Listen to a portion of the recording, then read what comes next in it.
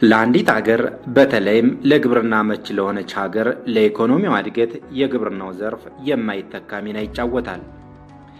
የግብርናው ክፍለ ኢኮኖሚ መሰረት ሆኖ ኢንዱስትሪውን ሲያሻግር የዚያች ሀገር ትንሣኤዋና በዓለም አደባባይ ከፍ ብላ እንድትታይ የራሱን ሚና ይጫወታል። ከዚህ አኳያ ለግብርናው ክፍለ ኢኮኖሚ የተሻለ አቅም ያላት ኢትዮጵያ በቅርቡ የሜካናይዜሽን ስራን ሀገር እንደሚያሻግርና ለለውጥ መሰረት እንደሆነ በማመን በስፋት ተግባራዊ ለማድረግ ጥረት እያደረገች ትገኛለች። የግብርና ሜካናይዜሽን ዘመናዊ የግብርና መሳሪያዎችን በመጠቀም የእርሻ ስራዎችን ለማዘመን የሚሰራ ሲሆን ይህም የሰው ጉልበትን ይቀንሳል፣ ጊዜን ይቆጥባል፣ የምርት ጥራትን ይጨምራል፣ ለመሬት አጠቃቀምና ምርታማነት መሻሻልም ጉልህ አስተዋጽኦ ያበረክታል። እነዚህ ዘመናዊ የግብርና መሳሪያዎችን ወደ ሁሉም አካባቢዎች ለማስፋት መድረኮች ጉልህ ሚና ይጫወታሉ። ከዚህ አንጻር ለሜካናይዜሽን የግብርና ስራ ሰፊ አቅም ካላቸው አካባቢዎች ውስጥ የሚጠቀሰው የአማራ ክልል የግብርናውን ዘርፍ ለማዘመን ሰፊ ተግባራትን እያከናወነ ይገኛል። በዚህም ትራክተሮችን፣ ማሽኖችና ጫጆችን በስፋት ጥቅም ላይ እንዲውሉ እያደረገ ነው። የአማራ ክልል አንድ አካል የሆነው የማቻክል ወረዳ የግብርና ምርትና ምርታማነትን ለማሳደግ ዘመናዊ የእርሻ ሜካናይዜሽንን ለአርሶ አደሩ ተደራሽ ለማድረግ በትኩረት እየሰራ ነው። በዚህም በምስራቅ ጎጃም ዞን የማቻክል ወረዳ ግብርና ልማት ጽሕፈት ቤት የግብርና ሜካናይዜሽን አሰራሮችን በመጠቀም ምርታማነትን ለማሳደግ ከሚመለከታቸው አካላት ጋር ውይይት አካሂዷል። የአርሶ አደር ታደሰ ባሳዝነው እባላለሁ። ተግራጋ ቅዳምን ዙሪያ ቀበሌ ነው የመጣው። በሜካናይዜሽን ተመጠቀም አኳያ ያው እየተጠቀምን ነው። ውስንም ቢሆን እየተጠቀምን ነው።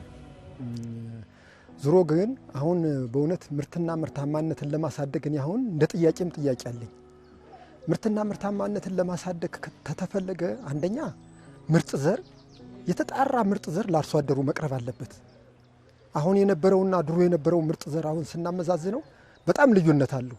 በቆሎን ብንወስድ ምሳሌ ማለት ነው። በተለይ በቆሎ ላይ አሁን ምርጥ ዘሮች አንድ አይነት አይደለም። ነጭ ዛንገዳ የሚዋጡ አሉ። በጣም ረጃጅም እየሆነ የሄደበት መንገድ አለ። ይሄ አሁን ምርታችንን የተወሰነ ወደ ኋላ የሚጎትትበት መንገድ አለ።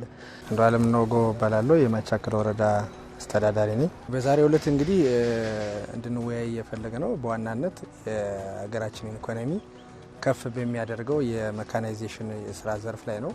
በተለይ ግብርና እንደምታውቁት ሁላችሁም ከዚህ በፊት ያለ የቆየ ነው። ግን የህዝብ ቁጥራችን እየጨመረ ከመምጣቱ የመነጨ የተሻለ ምርትና ምርታማነትን ለመጨመር እና ያለንን መሬት ሜካናይዜሽን በሆነ መንገድ በማረስ የምርትን ጭማሪ በማሳደግ የሀገሪቱን ክፍለ ኢኮኖሚ ወይም ደግሞ የወረዳችን ኢኮኖሚ ከፍ በሚል ደረጃ ለማድረግ እና በተለይ ይህን ደግሞ ሊሆን በሚያስችል መንገድ በተለይ ባለሀብቶቹ፣ አርሶ አደሮቹ እና ሌሎች የህብረት ስራ ማህበራት በተቀናጀ መንገድ አቅማቸው የፈቀደውን የእርሻ ሜካናይዜሽን ተሳታፊ እንዲሆኑ እንዲያግዙ ታሳቢ ተደርጎ የተዘጋጀ መድረክ ነው።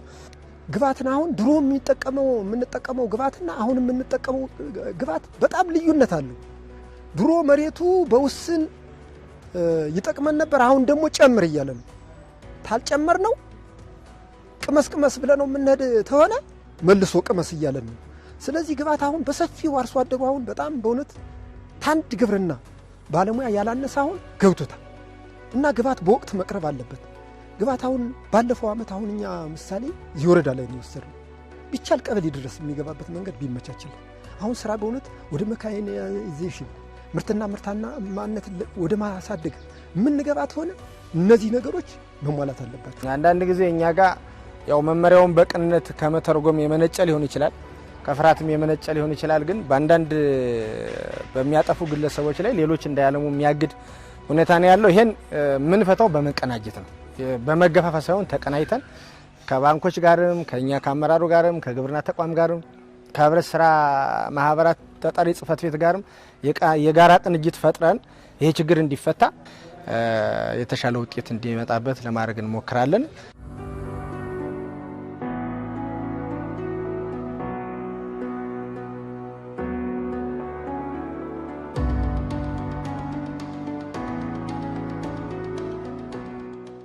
መላኩ ተበጅ እባላለሁ። የማቻከል ወረዳ የግብርና ጽሕፈት ቤት ኃላፊ ነኝ።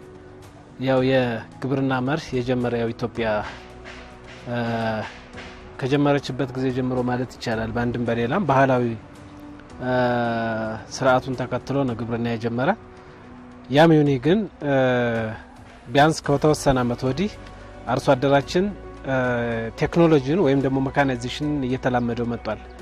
ምንም እንኳን የግብርና ስርዓቱ የቆየንበት ቢሆንም ግን እያመጣ ያለበት ለውጥ ከእጅ ወደ አፍ ከመሆኑ የዘለለ ስላልሆነ አርሶ አደራችን አሁን ሜካናይዜሽንን የመልመድ ስርዓቱን እያዘመነውና ከፍ እያደረገው መጥቷል። ይህም ደግሞ ምንድነው እንደኛ ወረዳ የምንታወቅባቸው በጣም ፖቴንሻል የሆኑ ኤሪያዎች በስንዴና በበቆሎ ክላስተር ነው የምንታወቀውና ይህም ሲባል ደግሞ አርሶ አደራችን ከእጅ ወደ አፍ በዘለለ መልኩ ደግሞ ኢትዮጵያዊነትን ከፍ ሊያደርግ የሚችል የገበያ መርህን ደግሞ ዝቅ ባደረገ ወይም ደግሞ የገበያ ውድነትን በቀነሰ መልኩ ራሱን እንትን ለማድረግ የተሻለ ሜካናይዜሽን እየተጠቀመ ይገኛል። ለዚህም ደግሞ ማሳያ ምንድነው በእኛ ወረዳ ምናልባት በዚህ አመት 2 አመት ውስጥ ያን ያህል ግባ ባይባልም ግን የትራክተር እርሻን ከለመደው ቆይቷል። ሰፋ ያሉ የተሻሉ ክላስተር ኤሪያዎችም ስላሉን ከዚህ በፊትም የለመደውና የቆየበት ስራ ነው።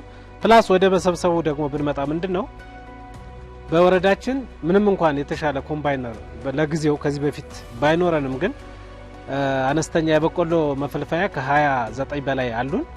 የስንዴ ማጨጃ መፈልፈያ ደግሞ መውቂያ ከ25 እና በላይ ወኪንግ ትራክተሮች አሉን።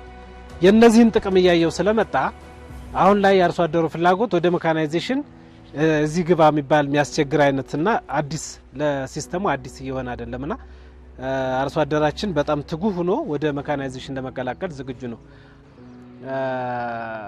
ማጭድ ወደ ኮምባይነር በሚል ያዘጋጀው ኢኒሺያቲቭ ስለሆነ ኢኒሺያቲቭ ተከትለን እኛም ቀጣይ በእርግጠኝነት አርሶ አደራችንም ላይ ዝግጁ ስለሆነ ከበሬ እርሻ ወጥቶ ወደ ትራክተር ከማጭድና ከእጅ ኃይል ከመጠቀም ወጥቶ ወደ ኮምባይነር እንደሚመጣ ምንም ጥርጥር የለንም።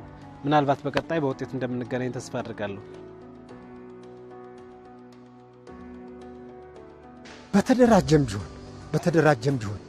በተደራጀም ቢሆን አሁን ባንኮች ቢያበድሩ አሁን የበሬን ጉዳይ እያየነው ነው። በሬ እኮ 100,000 ብር ከዚያም በላይ እየሆነ ነው አሁን ባለው ማለት ነው። እኛ በደረስንበት በ150 ብር እንደዚህ እንገዛ ነበር። ይሄም ልዩ የሆነ በሬ ማለት ነው። አሁን 100,000 ብር በላይ በሬ ገብቷል። ስለዚህ እነዚህ ነገሮች ጠቀሜታ አላቸው፣ በእውነት ጠቀሜታ አላቸው እና ብድር አሁን ባንኮች እንደኛ እንዳለሁበት አሁን ጸደይ ባንክና ንግድ ባንክ ግራቅዳምን ቀበሌ ላይ ገብተዋል። በዚህ መልኩ አደራጅቶ የሚያበድረን ቢሆን አሁን ትራክተሮችን ገዝተን ተሞፈር ወደ ትራክተር መዞር እንችላለን። ኮምባይነሮችን ገዝተን ተማጭድ ወደ ኮምባይነር መዞር እንችላለን እና እነዚህ ነገሮች አሁን የሚመቻቹልን ተሆነ በዚህ ልክ ወደ ዘመናዊ አሰራር እንገባለን። ተጉልበታችን ብዝበዛ እንድናለን፣ ለውጥም እናመጣለን ብዬ አስባለሁ። እንደኛ ተቋም ደግሞ ለምሳሌ በባለፈ ስንፈራረም ሚኒመም ለምሳሌ መሟላት ያለበት 2 ሄክታር ምናምን የሚል ነገር ነበረ። እሱ 2 ሄክታር በእኛ አካባቢ ለምሳሌ በአማራ ክልል ማለት እችላለሁ 2 ሄክታር አንድ ቦታ ላይኖር ይችላል በሚል ወደ 0.5 ሄክታር ይስተካከላል የሚል ገና አልጸደቀም፣ ግን ጥያቄ ቀርቧል ወደሚመለከተው አካል ተብሏል።